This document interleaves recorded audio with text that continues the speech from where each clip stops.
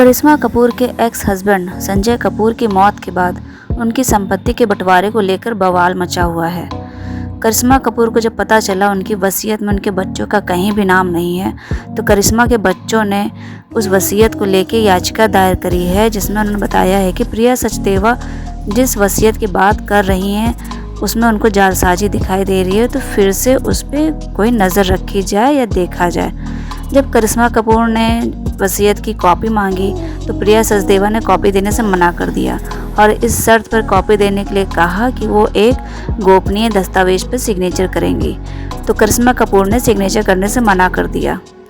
अब इधर प्रिया सचदेवा के वकील आए और प्रिया सचदेवा की तरफ से बोला कि वो संजय कपूर की विधवा हैं, तो जो भी हक है उनका बनता है। और रही बात संपत्ति के बंटवारे की, तो करिश्मा कपूर के बच्चों को पहले ही 1900 करोड़ रुपए दे दिए जा चुके हैं, तो अब उनका कोई भी हक नहीं बनता है वसीयत में। और रही बात पिता की, तो तब उनके पिता कहाँ गए थे जब उनकी माँ कई साल तक कानूनी लड़ाई लड़ रही थी तलाक के लिए। लेकिन इसी बीच में संजय कपूर की माँ ने भी बयान दिया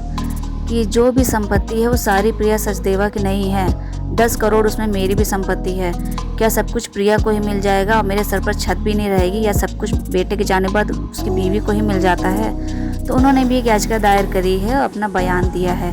अब उनके बीच में ही आ जाती है इनकी बहन संजय कपूर की, उन्होंने कहा है कि करिश्मा मेरी बेस्ट फ्रेंड है और भाई के ख़त्म होने के बाद मेरा उसका रिश्ता और मजबूत हो गया है, तो मुझे प्रिया सचदेवा की बातों पर कोई भी बिलीव नहीं है, क्योंकि भाई के ख़त्म होने के बाद उन्होंने माँ को एक बंद कमरे में कुछ पेपर पे साइन करवाए थे।